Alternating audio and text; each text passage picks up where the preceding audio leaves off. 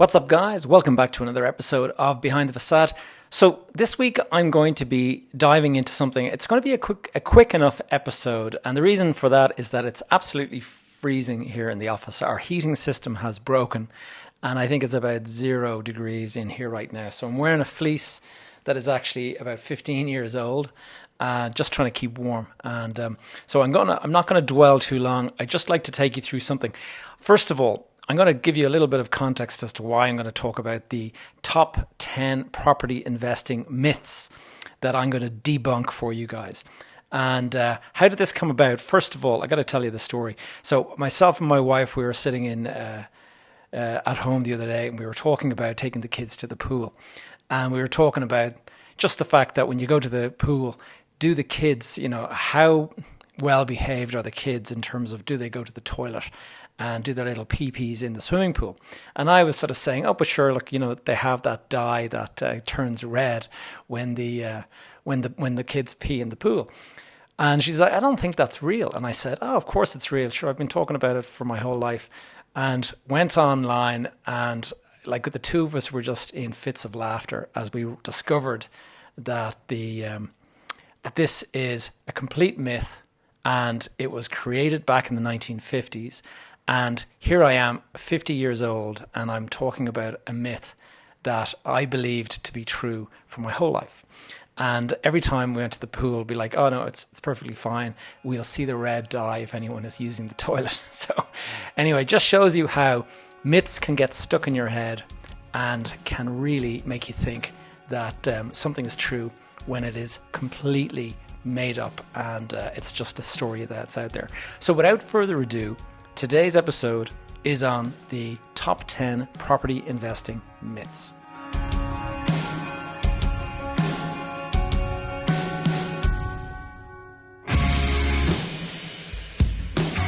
You're listening to Behind the Facade, and I'm your host, Gavin J. Gallagher. On this podcast, I explore the mental and emotional game often playing out subconsciously both in your mind and the mind of everyone else in the real estate or property investment market. The key to success in this game is to master your mindset and your behavior, to take control of your thoughts, your emotions, and most importantly, your ego. Welcome to the show. All right, guys, as I said, today is going to be a short episode. It's not going to be too long, and I haven't even scripted it. I'm actually reading a couple of myths that I picked up on my phone. And I've actually gone and I've got 16 here now. I did say I'll go through the top 10, but some of them are a little bit repetitive. And these are ones that I picked up off the internet. I just typed into the internet, top myths in property investment. And a lot of the stuff came back.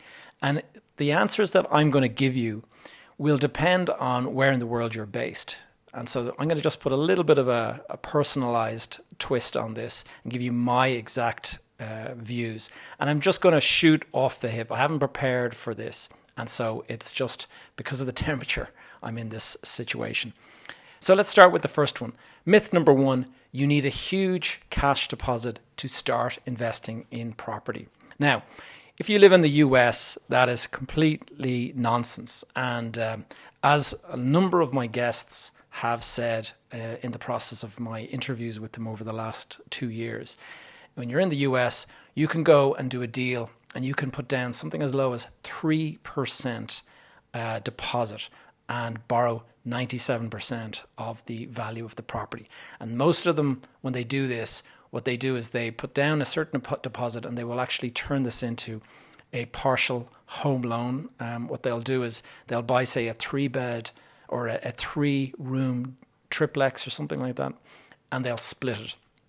Unfortunately, when you come back home closer to Ireland or the UK, deposits are required, and that is because banks are an awful lot less likely to give out money. Now, speaking personally in the Irish market, I would say it's almost impossible that you're going to get that kind of thing because there's the central bank rules that they brought in after the crash of 2008. Now, in my time, I borrowed money and I went in and I managed to get 110% loan to value loans. And that was because at the time there was a 9% stamp duty. So what I would go in and say, I want to borrow the whole lot, give me 110%. That will cover the legal fees, the stamp duty, everything. Now, this is not completely free money. What you're doing is you're actually giving them some sort of hold over other assets that you own. And so it's wrong to think that this is, completely free debt and that you can walk away from the property if it all goes wrong. That was not the case, and they come after you. So this is definitely a myth that I want to put a hole in. The idea that you don't need a lot of cash is, I think, a bit of false. I think if you're buying, certainly in the Irish market, you need a substantial deposit. You're going to be looking at 10% if you're a first-time buyer. You're going to be looking at 20% if you're an investor buying something beyond your first home. And whilst it is possible to go out there and get loans from families and friends and stuff, that is different. If you're just looking at the standard way that most people are going about it, it's not possible. Now, there is alternative solutions, and I have talked to guests that have come on, and they do things like lease options, and there's agreements that you can come up with. Whereas if you're very fortunate, you can talk to the landowner, and the landowner might say, you know what, if you pay me in like a year's time or 2 years' time or something like that, the full price, I will let you in now. And you can there's ways around where you can kind of manage the property for somebody. You can make it worth their while. But those tend to be rare enough deals, because certainly you're not going to own the property outright. It will still belong to the other person, but it might allow you to take control of the property. So the second myth that I have here is that you have to get the timing right. Now, that is a myth insofar as you don't have to get the timing right. Anybody can invest at any time, but it certainly can help it can help your investment career if you time it really, really well. And by that, let's say if you had 100,000 and you decided to go and invest back in 2012, at the time, the Irish market, speaking sort of from my home market, the Irish market was on its knees. And you could have picked up a property and, without any exaggeration, probably you were able to pick it up at about 50% of its value today, if not even less than that. And so timing the market, if you want to see some sort of huge increase in your net worth, that is most definitely true. However, timing the market is something that is incredibly difficult to do. And if you're going to go out there and say, I'm going to wait for the crash until I start to become a property investor, that would be probably a big mistake, because you have no idea when the next market upswing will go. Now, it does look at the moment like we're heading into some sort of a crash, some sort of a recession. So the likelihood is buying today could be a mistake insofar as the property could fall in value.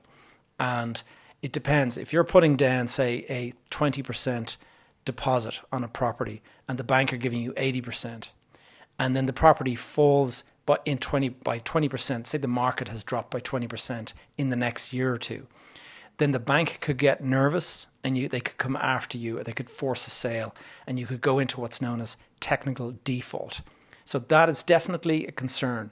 But generally speaking, outside of those two extremes, if you're at the very, very bottom of the market, and when you're nearing the top, or when you've passed the top and you're starting on the downswing, leaving aside those two extremes, it's actually a bad idea to try to time the market, because it's highly unlikely that you're going to get the timing right.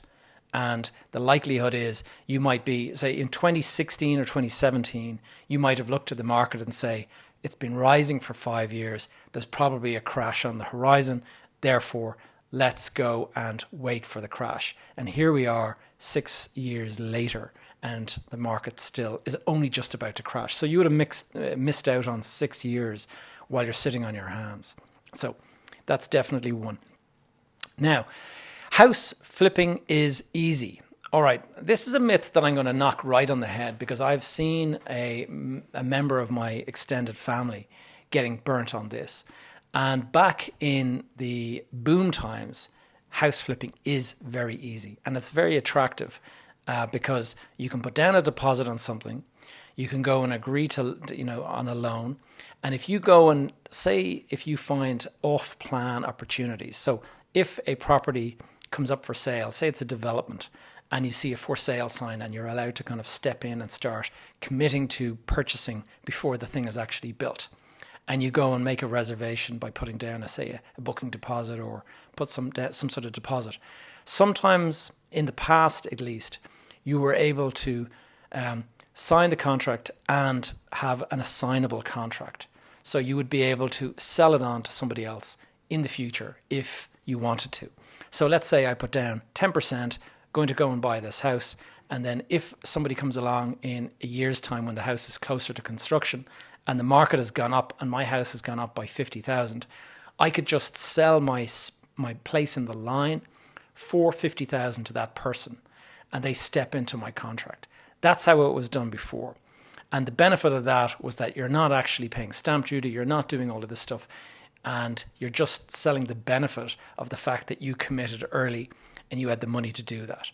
Now, it's been done all over the world. It's been done in places like Dubai. I know a person who put money down in Dubai on apartments that were for sale, and he sold his place in the line for like $40,000, $50,000 a little bit later. So it's definitely an attractive thing. The problem is when the market turns, when you put a commitment down on a property, you don't know between now and the 12 months or say until it's available, or sometimes it's even longer than that, but you don't know when that timing, whether that timing is going to work for you or not. And I have a relative, we'll say, and he put down property and his wife put down money on property. The two of them put down deposits on two properties. And they were going to do this flip. They were going to sell the position in the line. They were going to get 25 grand each or something like that. And they'd done it multiple times. So they were very enthusiastic about this, and it was allowing them to build up a deposit for their own home.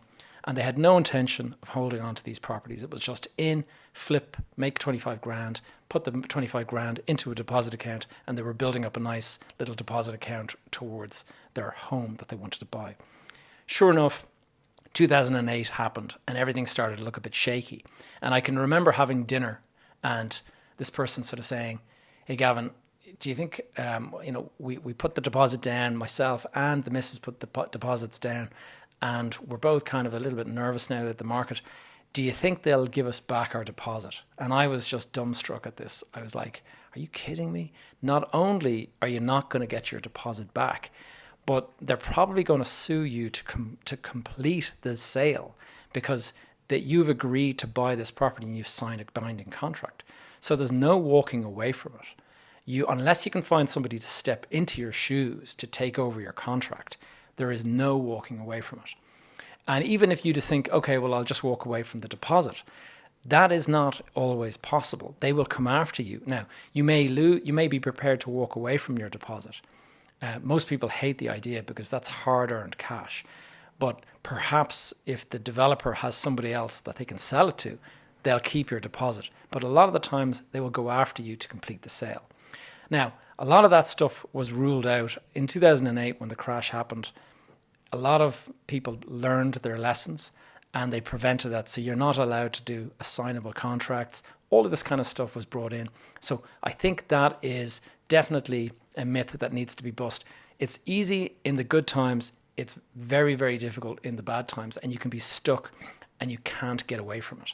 And now in certain markets, house flipping, they have contracts that can be cancelled and all this. If I was selling a property and somebody tried to sort of have some sort of get out clause like that, I just wouldn't sign the deal. I would just be, why would I do that? Why would I disadvantage myself for you? It's more likely to happen in markets where there's an oversupply of housing. So certain, we'll say maybe the US, you'd have people, there'd be neighborhoods where there's just properties falling down and nobody wants them. You can go in and step in and buy for very, very cheap. But in the Irish context where there's an absolute housing crisis at the moment, no chance. I don't think that would be at all possible. Now, one of the myths here is that the first property that you should buy should be your own property before you start investing. Now, that is one that I think is wrong, although it is very typical. The average person will typically save up money for their own deposit on a house before they'll ever think about going And the reason is there's this mindset that rent is dead money. And there is the kind of view that if you're paying rent to a landlord, then you're just throwing money down the toilet, and that you would be far better off buying the property. And then after you've bought your property, then you can go out and start getting into investment. And a lot of people become accidental landlords insofar as they've done that. And then when they want to move to a larger property, say they got married or had a family or something like that, they decide, let's move to a larger house. And rather than sell their property, their first property, they'll retain it. Now, when you do that, you become an accidental landlord. That's not the same as buying your first home after, or buying a home after you've become an investor. And why? And that is because of that mindset around the fact that rent is considered to be dead money. But in reality, if I found a property, if I'm living at home with my parents and I've got, we'll say 40,000 saved up from working long hours and summers and everything like that, and I've built up this nice little nest egg, and that's going to be the money that I put down on my first property. And you're looking out there for properties and you find this sweetheart deal that is too good to be true. And you say, I could buy this house and I could convert it from a 3-bed into a 6-bed, and I could turn this 120,000 investment into a 200,000 value. Would you prefer to keep on waiting until you buy your own first house, or would you go and dive into that particular deal and have the 80,000 uplift? Because clearly with that 80,000 uplift, you could go out, you could refinance that property, free up that cash, and it gives you back your deposit. So now you can go out and buy your home. So that's why I do think that is a myth that needs to be squashed.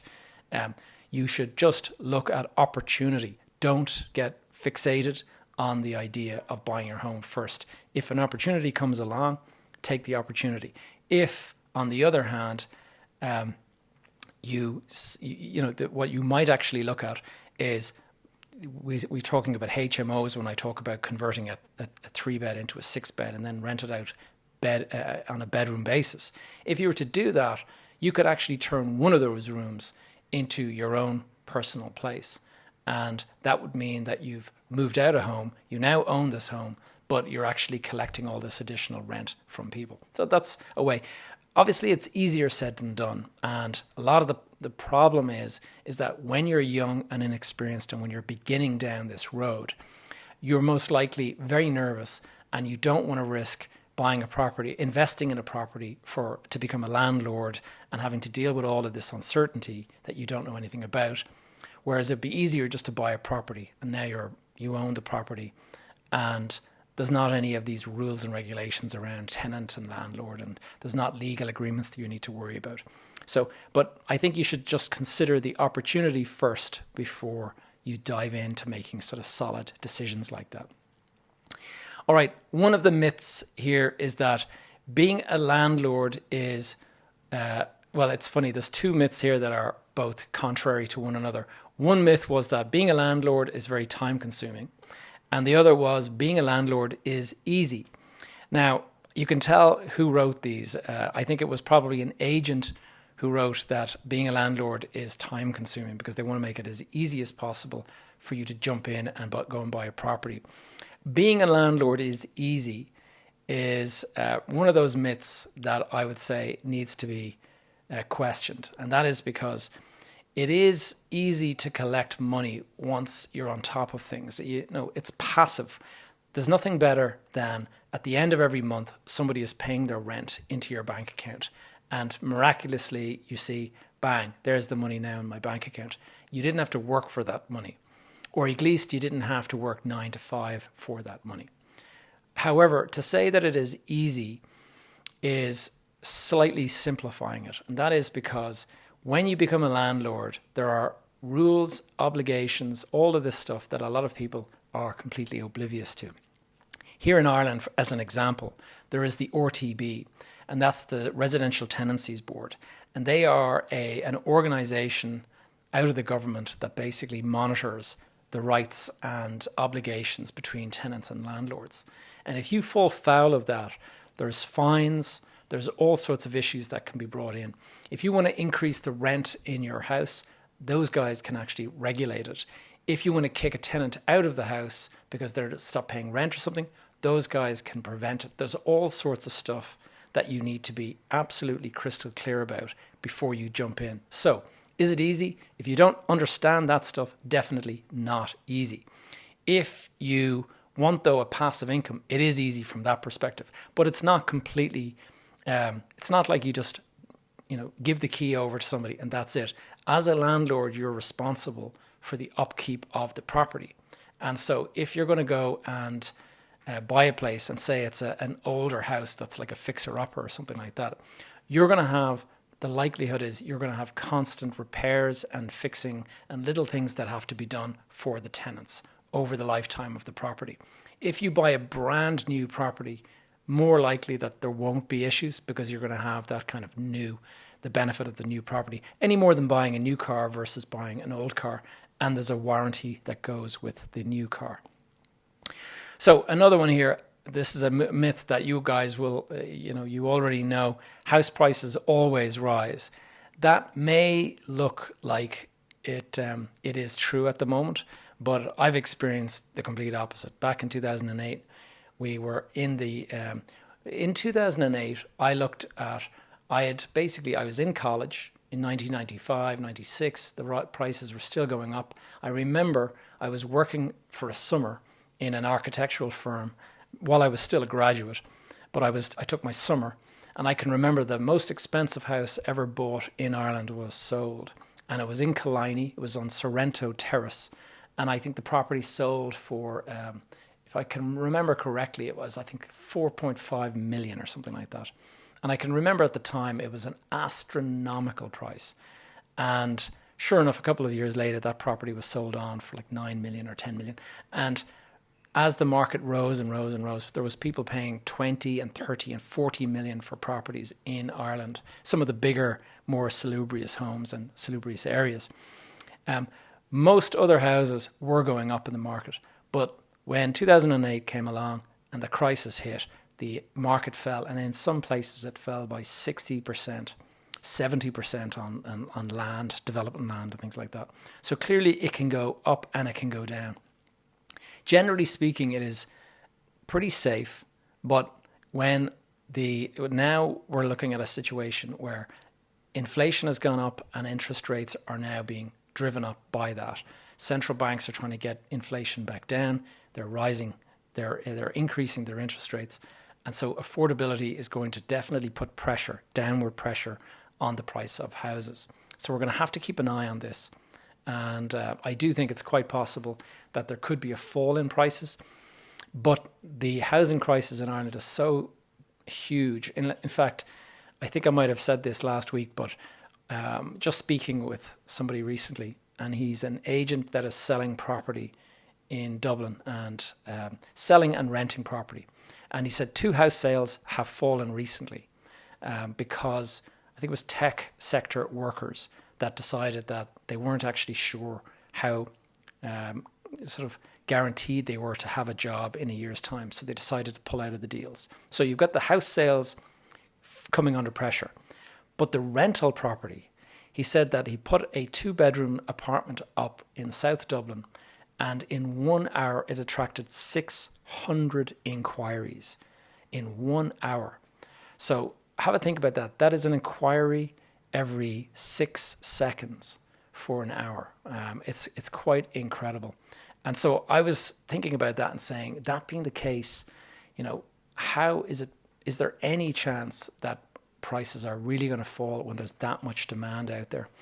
I think it's kind of unlikely, but the affordability is most definitely a concern, and it could put downward pressure on everything. Okay, guys, getting near the end here. What else? Now is not the right time. Okay, that's a good myth. Okay, at the moment we are what looks like the very top of the market. So it could be easy for us to say now is not the right time. And in general, yes, I would say that is probably correct. But does that mean you should stop looking at the market? No. And that is because bargains come at different times. You've got to understand that motivation is a big, big issue when it comes to selling. if somebody is in sort of trouble, financial trouble, whatever it is, they may have a very, very urgent requirement for cash, whatever it might be. It could be an emergency situation. It could be that they're in trouble with the law. It could be any number of things. Like, give you an example, FTX, which we talked about last week, the collapse of the crypto market. There could be plenty of people out there who thought they were very, very wealthy and that they were sitting on hundreds of thousands in profits because they invested in FTX or some cryptocurrency that is now falling in value. And so they put a deposit down on a property and they took a big mortgage and they thought, I can easily afford this. I'm wealthy with crypto. And now all of a sudden their wealth has evaporated and they have to get out because they've gone and signed up to too much of a mortgage payment or whatever it might be. They don't have the money to cover the purchase of the price of the property. I know somebody in the UK who bought a property using crypto as their collateral, and they went to the bank, and they said, we have X in crypto, and the bank said, well, we can give you this much against that. Now, as it turns out, the market kept on going up in crypto, so they started looking at other properties to buy because they'd gone up by that much.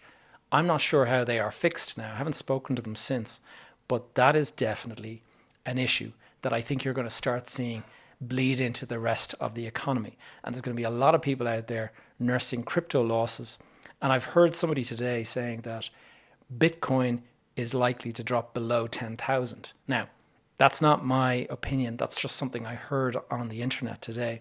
Whether you believe that or not, it's entirely up to you. But if that it takes place, that's another 60% fall from where it's at today. So you can imagine what that's going to do. That's probably going to trigger margin calls. It's probably going to trigger all sorts of issues. And so I would think that it's highly likely that if that did take place, that you're going to have distressed house sales or property sales as a result. Okay, let's get into the last one or two. What do we got here? You have to wait for the crash to start. I've already covered that. That's pretty much about the timing. One thing to remember about timing, and I've said this before, you're far better off time in the market than you are trying to time the market. And that basically just means that property is a long-term hold. If you buy property today and you hold it for 20 years, you're going to make a profit. If you buy it today thinking you're going to flip it in the next 12 to 18 months, you could take a loss. And that is something to bear in mind. So timing the market, problematic. Time in the market, long term. If you can get in, get a good cash flow, lock away your, go fixed on a loan for as many years as possible and just lock it away. Don't be looking at every penny thinking, I can go and sort of take out this amount of extra cash for myself and stuff like that. If you can just get conservative about it and just park it and just forget about it, that is the long-term way to build wealth in property. If you're trading property and things like that, it can be good for a couple of years, but almost always you'll get humbled by some sort of an event that will knock the kind of sentiment out of the market. Only invest when interest rates are low. Now, that is a myth that has to be busted insofar as you can invest at any time, but definitely the wrong time to invest is when the interest rates are very, very low, then asset prices are inflated. And that is what you're seeing now. Interest rates were very, very low for a prolonged period of a couple of years. Now, all of a sudden, interest rates are sort of coming back to a more normal amount. And so you're seeing deflation in asset values. So is it a bad time to go and buy now? No, I don't think so. I think every time that you buy you have to look at the merits and you have to look at the likely interest rate curve over the next couple of years. If you bought a property at 0% interest rate, well, then the smart person would automatically go, well, clearly we're not going to be stuck at 0% for very, very long. And therefore, you need to sort of say, okay, when it returns to a more realistic level, like 3 or 4%, then what will it look like in terms of the monthly payments? If you bought it at a low interest rate and you locked in, Well, that's a great thing. I mean, that was probably a good trade to make, but how long will it be locked in for? If you're locked in for, say, 3 years, at the end of the 3 years, you could be waking up to a big, big increase. And so probably the sensible thing to do, if you do have, say, 3 years locked up, your interest rate fixed for 3 years, you're going to have a surplus of cash. That surplus of cash should be turned into a nest egg that either invests in another property, or you should be paying down debt. Because what's going to happen is that interest rate is going to reset at the end of the 3 years, and you're not going to be increasing your income level at the same pace that your interest rate is going to increase by. So if you've gone from 0% fixed, so you're probably paying 2 or 3%, and that's going to creep up to maybe 6 or 7% at the end of the 3 years, you could be in for a very, very big increase. And so you want to be in a position that you can make a big payment and pay down some of that debt. And so that would be the sensible thing. Don't think that you've got a couple of years of, easy money and you're going to be able to spend this extra. That would be the imprudent thing to do. That would be what Gavin did back in 2007 and stuff that he regrets now today. And then finally, property is only for experienced people. I'm going to say that's to be knocked on the head. One of the big things that holds people back in terms of self-limiting beliefs is the belief that it is only for experienced people and that you shouldn't get into something like that because it's too risky or whatever. I think that would be a mistake. I do think you should, learn what you can, get yourself educated, read up on what you need to read up in order to kind of figure things out. But then you don't need to be a top expert to go and do this. And so I think probably the sensible thing to do is tread carefully. Maybe if you can, get a mentor, get somebody who's experienced, who's done this before, and get them to kind of like guide you or steer you. But get in as early as possible. At the meetup that I did a couple of weeks back, there was a young guy from Kerry. I'm not going to mention his name for privacy reasons, but if he's listening, you know who you are. And I was really impressed at a really young age, thinking about getting into property, wants to know everything about property. And I think that's the kind of attitude you want to have. You want to have a kind of a go-getting kind of an attitude. And you're going to do well if you get in, but make sure you keep a lid on your expectations and the thing. Don't think that you're going to be flipping property and becoming a millionaire overnight. It is something that you've got to get kind of slow, steady, catches the monkey, as they say. If you think you're going to get in and get out, that's where you take risks that can actually end your career very abruptly. When something like a war in an invasion by Russia on Ukraine has upended the market. Nobody saw that coming. A year ago, none of us expected this to be possible. Here we are now. The world has changed. Just shows you how stuff can happen. So you're better off thinking, okay, 20 years from now, I'm going to still own this property. How do I get myself into the best possible position that I can weather the ups and downs? Cyclical markets are natural. And so it's going to be up for a couple of years. Your net worth is going to look great. Then it's going to fall down for a couple of years. You're going to look a bit silly. And then it's going to come bouncing back up. But that is the nature of investment. And that's what you guys should always remember. And you keep that in your mind and you think to yourself, the market goes up and down. I'm not a genius. When the market is going up, you're not a genius. You're just riding the market wave. When the market goes down, you're not an idiot. You're just riding the market wave down. And that is what you've just got to remember. Stay stoic, stay kind of level-headed, and just know that this is normal. This is part of being an investor. Guys, it's 35 minutes in. I hope that was a useful episode, and I hope to catch you all next week. Thank you so much for tuning in to another episode of Behind the Facade. If you enjoyed that episode or if you found it useful in any way, please take a moment to leave a review over on iTunes if you're listening in on the podcast. If you're listening or you're watching in on the YouTube channel, then maybe you can leave us a like. And if you can't do any of those things, maybe just share the episode out with somebody you think would find it useful. If you have any questions or topics you'd like me to cover, Send me a message through the Facebook community is probably the best one to go for. That is called Behind the Facade Community. Alternatively, you'll find me on social media. My handle is Gavin J. Gallagher. And as you would expect, I have a website that has the same name, gavinjgallagher.com. If you go in there, you can join the email list, you can add yourself in there, and you can find out what's going on the various projects that I am working on. All right, guys, hope you enjoyed this one. Speak to you again next week.